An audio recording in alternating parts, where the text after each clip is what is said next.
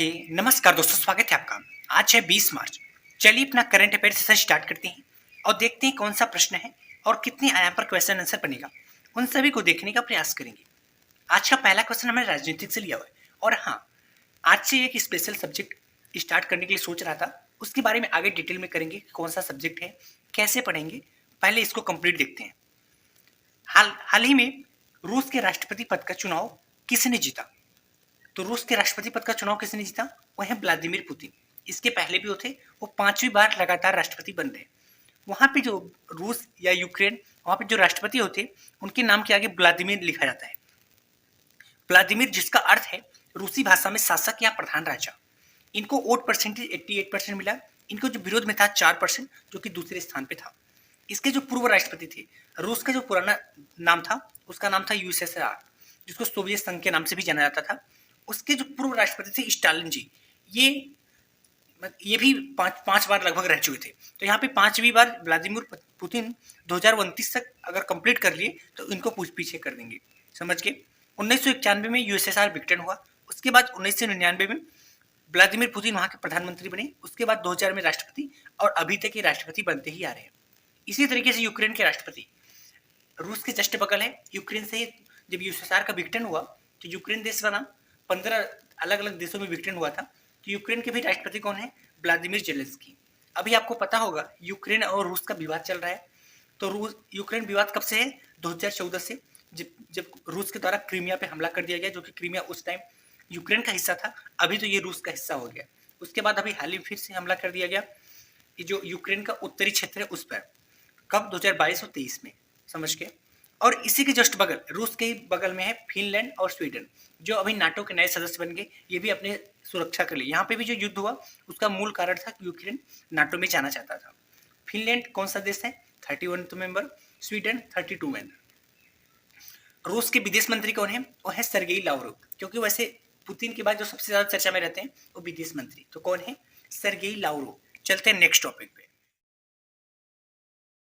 हम सोच रहे थे कि यूपी स्पेशल थ्योरी क्लास पे, जिस तरीके से यूट्यूब पे हमने काफ़ी देखा, वैसे यूपी स्पेशल थ्योरी का क्लास तो मुझे काफ़ी मिला।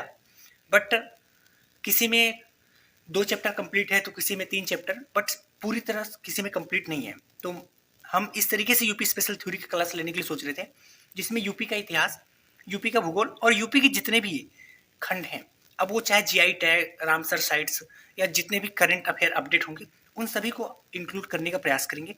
इसका जो समय है टोटल 10 से 15 आवर का होगा। अब अगर आप बोलोगे 30-30 मिनट का क्लास लेने के लिए, तो जाहिर सी बात है 25 से 30 क्लास में कंप्लीट होगा।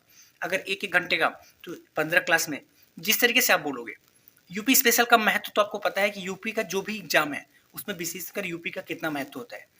किस तरीके से पढ़ेंगे, अगर आप बोलोगे तो इस तरीके से नोट्स बना के डायरेक्ट बता देंगे। बाकी हम किसी भी टॉपिक को अगर लेते हैं तो उस टॉपिक में एक भी आयाम नहीं छोड़ते जहां से क्वेश्चन ना बने। तो या तो आप इस तरीके से बोलोगे, या तो अगर आप बोलोगे तो बोर्ड पे हम पूरी तरीके से इसको मैप वाइज आपस में कनेक्ट करा के आपको समझा देंगे। हाँ, इस बात की गारंटी है कि आपको समझ में आएगा और आपको याद हो जाएगा। और इसका इंपॉर्टेंस आपको पता है कि प्री में कितना आता है। प्री में यूपी स्पेशल बढ़ने वाला है। साथ में आपको पता है कि यूपीपीएससी में जीएस पेपर 5 में और जीएस पेपर 6 में यूपी स्पेशल पूरी तरह इंक्लूड कर दिया गया है। यहाँ से और जो वैकल्पिक विषय था उसको हटा दिया गया। समझ गए?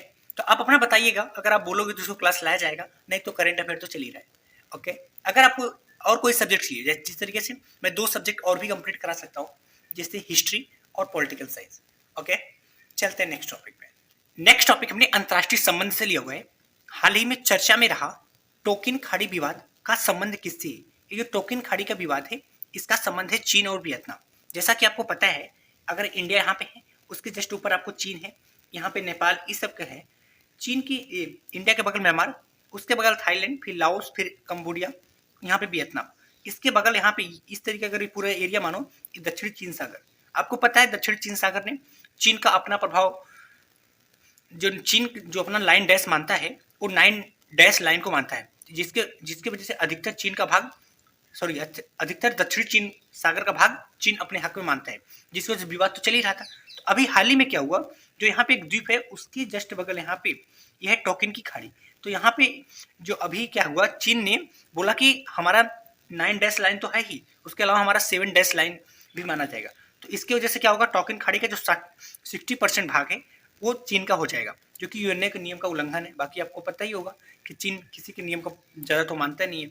इसकी वजह से यहाँ पे वियतनाम और चीन के बीच विवाद हो गया। ये क्या कारण है? तो यह विवाद दक्षिणी चीन सागर में स्थित टोकन की खाड़ी और समुद्री क्षेत्रों के स्वामित्व को लेकर है कि समुद्र क्षेत्र का किसका स्वामित्व है। वियतनाम की बात करें तो वियतनाम, जाहिर सी बात है, जब इसका एज ए दुश्मन तो हमारा दोस्त है, तो इंडिया से वियतनाम का काफी अच्छा संबंध है। वियतनाम की राजधानी की बात करें तो वियतनाम की राजधानी है हैनोई। वियतनाम की मुद्रा की बात करें तो वियतनाम की मुद्रा है डोंग। चलते हैं नेक्स्ट टॉपिक पे। नेक्स्ट टॉपिक हमने आर्थिकी से लिया हुआ है। हाल ही में इंडस पेवियर पेमेंट बैंक किसने लॉन्च किया? जैसा कि नाम से समझ में आ रहा है कि इंडस पेवियर पेमेंट बैंक, तो इस किसके द्वारा लॉन्च किया गया? इंडसइंड बैंक के द्वारा। यह क्या है? तो यह एक कॉन्टैक्टलेस वियर लेबल है। यह एक रबर बैंड है जो अपनी कलाई पर पहन सकते हैं।